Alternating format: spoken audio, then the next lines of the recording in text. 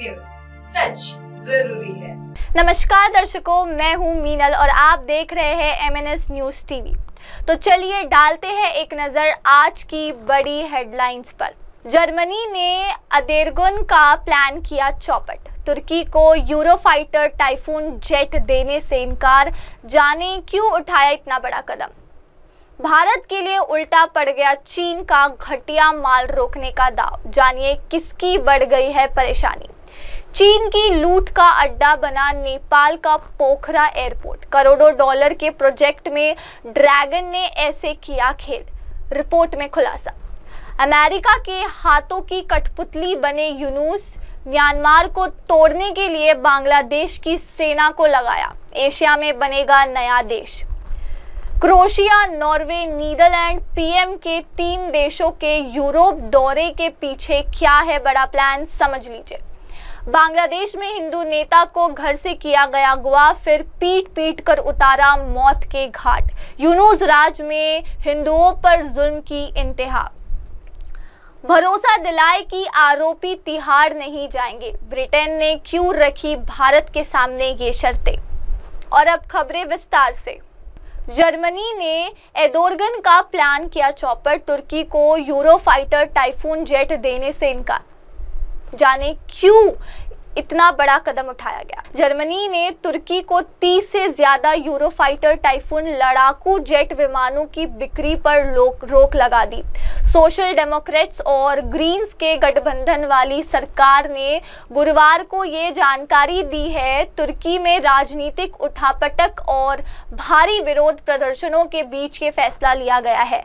German सरकार ने तुर्की के विपक्षी नेता एक्रम इमामोग्लू की गिरफ्तारी पर चिंता जताई है। जर्मनी सरकार को लगता है कि इमामोग्लू की गिरफ्तारी के बाद हथियारों की बिक्री को मंजूरी देना सही नहीं होगा। भारत के लिए उल्टा पड़ गया चीन का घटिया माल रोकने का दाव, जानिए किसकी बढ़ गई है परेशानी। सरकार ने चीन से आ रहे घटिया सामान और रास्ते आयात से ग्राहकों को बचाने के लिए कदम उठाया है, लेकिन इससे एक दिक्कत हो गई है। सरकार के इस कदम से इलेक्ट्रॉनिक इंडस्ट्री की मुश्किलें बढ़ गई है। सरकार ने एल्यूमिनियम, स्टील और तांबे जैसी चीजें पर क्वालिटी कंट्रोल ऑर्डर यानी कि QCO लागू कर दिया है। इससे ऑटोमोबाइल और बिजली के उपकरण बनाने वाली कंपनियों को भी दिक्कत हो रही है। कुछ खास तरह की धातुओं और प्लास्टिक पर भी QCO लागू हो गया है। इनका इस्तेमाल इलेक्ट्रॉनिक सामान बनाने में होता है। इसके कंपनियों की परेशानी बढ़ गई है। उनका कहना है कि इससे भारत दूसरे देशों के मुकाबले पिछड़ सकता है। चीन की लूट का अड्डा बना नेपाल का पोखरा एयरपोर्ट, करोड़ों डॉलर के प्रोजेक्ट में ड्रैगन ने ऐसे किया खेल, रिपोर्ट में खुलासा। नेपाल के दूसरे सबसे बड़े शहर पोखरा में करोड़ों डॉलर की लागत से बने अंतर्राष्ट्रीय हवाई अड्डे में चीन की धोखाधड़ी की पोल खुल गई है। हवाई अड्डे की सरकारी जांच में पाया गया है कि चीन सरकारी कंपनी ने इसके निर्माण में घटिया उपकरणों का इस्तेमाल किया और मानकों के अनुसार पूरा नहीं किया गया। प्रोजेक्ट की मंजूरी के लिए चीनी कंपनी ने नेपाल में अधिकारियों और सांसदों को रिश्वत दी। यही नहीं, इसने उन कामों के लिए भी मंजूरी हासिल कर ली जो उसने कभी किया ही नहीं था। पोखरा हवाई अड्डे को लेकर संसदीय समिति की गुरुवार को जारी 36 पेज की जांच रिपोर्ट में ये जानकारी सामने आई है। अमेरिका के हाथों की कठपुतली बने यूनुस म्यांमार को तोड़ने के लिए बांग्लादेश की सेना को लगाया, एशिया में बनेगा अब नया देश। बांग्लादेश की सेना पड़ोसी म्यांमार में 4 साल से जारी गृह युद्ध में घुसने की तैयारी में है।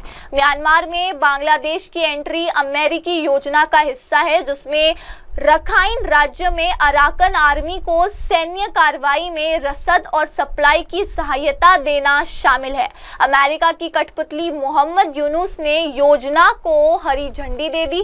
बांग्लादेश आर्मी की रामू स्थित 10वीं डिवीजन इस अभियान का केंद्र बनकर उभर रही है। अब एक महत्वपूर्ण घटनाक्रम में बांग्लादेश के नवनियुक्त राष्ट्रीय सुरक्षा सलाहकार NSA खलीलुर रहमान की 10वीं डिवीजन के अधिकारियों के साथ सीक्रेट मीटिंग हुई है। शुक्रवार को हुई इस बैठक में general officer commanding major general Mohammad Asadullah Minhajul Alam भी शामिल थे। क्रोएशिया, नॉर्वे, नीदरलैंड पीएम के 3 देशों के यूरोप दौरे के पीछे क्या है बड़ा प्लान, समझ लीजिए। प्रधानमंत्री नरेंद्र मोदी मई में 3 यूरोपीय देशों की यात्रा की योजना बना रहे हैं। इसकी वजह है कि इस साल के अंत तक मुक्त व्यापार समझौते को अंतिम रूप देने के लिए बातचीत तेज हो गई है। पता चला है कि मई के मध्य तक होने वाली इस यात्रा में वो बाल्कन, क्रोएशिया, उसके बाद नॉर्वे और फिर नीदरलैंड जाएंगे। यात्रा का नॉर्वे चरण 15 से 16 मई तीसरे भारत नॉर्डिक शिखर सम्मेलन पर केंद्रित होगा। बांग्लादेश में हिंदू नेता को घर से किया गया अगवा, फिर पीट पीट कर उतारा मौत के घाट। यूनुस राज में हिंदुओं पर जुल्म की इंतहा। बांग्लादेश में हिंदू अल्पसंख्यकों के खिलाफ हिंसा रुकने का नाम नहीं ले रही है। अब उत्तरी बांग्लादेश के दिनाजपुर जिले में हिंदू समुदाय के एक प्रमुख नेता को घर से अगवा किया गया और बेरहमी से पीट पीट कर हत्या कर दी। बांग्लादेश के मीडिया आउटलेट में ये जानकारी दी गई है।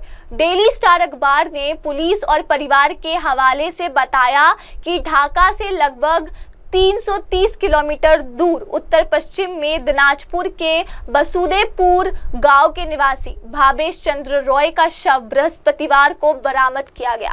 स्थानीय मीडिया रिपोर्ट के अनुसार भावेश चंद्र इलाके में हिंदू थे। भरोसा दिलाए कि आरोपी तिहाड़ नहीं जाएंगे। ब्रिटेन ने क्यों रखी भारत के सामने ये शर्तें?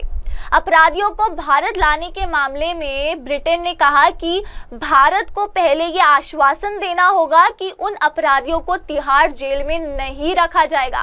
ब्रिटेन का ये बयान तब सामने आया जब हाल ही में 2 मामलों में अपराधियों को भारत लाने की अर्जियां ब्रिटेन की अदालत में खारिज कर दी गई थी। असल में ब्रिटेन से अपराधियों को भारत लाने के मामलों को देख रहे वहां के एक बड़े सरकारी वकील ने भारत को एक सलाह दी। वकील का कहना है कि भारत सरकार को ये गारंटी देनी होगी कि जिन आरोपियों को ब्रिटेन से भारत लाया जाएगा उन्हें तिहाड़ जेल में नहीं रखा जाएगा, साथ ही उनके साथ जेल में बुरा बर्ताव नहीं किया जाएगा और उन्हें प्रताड़ित नहीं किया जाएगा। तो दर्शकों, अब वक्त हो चला है एक ब्रेक का। ब्रेक के बाद लौटेंगे और जानेंगे तमाम खबरें अमृता के साथ। आप बने रहे हमारे साथ एमएनएस न्यूज़ टीवी। नमस्कार। आप देख रहे हैं एमएनएस न्यूज़, सच जरूर।